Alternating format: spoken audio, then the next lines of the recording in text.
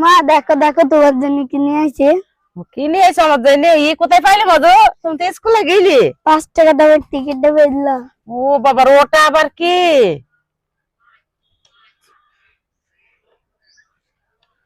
কি নিয়ে আসছি সব হাতে করে, বুঝলাম না তো এসব।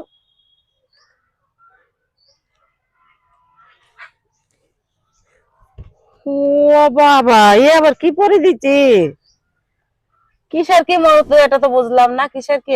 পিকনিকে যাব না, হ্যাঁ, তার জন্য দিয়েছে, গলায় দিয়ে যেতে হবে। এমন করে গলায় ঝুলে যাইতে হবে এটা? হ্যাঁ, ও বাবা, স্কুলে না আবার এই দিয়েছে। তা কটার সময় যাইতে হবে মধু কাল? গাড়ি কটায়? কালকে 7টার আগে স্কুল যেতে পৌঁছাতে হবে। স্কুল ওখান থেকে গাড়ি? হ্যাঁ, ও, তো ঠিক আছে, তাহলে ঘরে চলো, স্কুল ড্রেস মেস খোলো গা। আমি তো মধু, তাহলে তুমি যাওয়ার সময় এটা পেয়ে এলে পাইছে?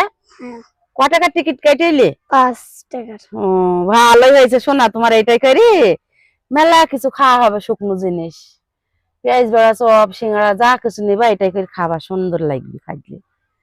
টুকাটা বেশ লাল মধু, আমাদের সবকিছু তো লাল না শোনা।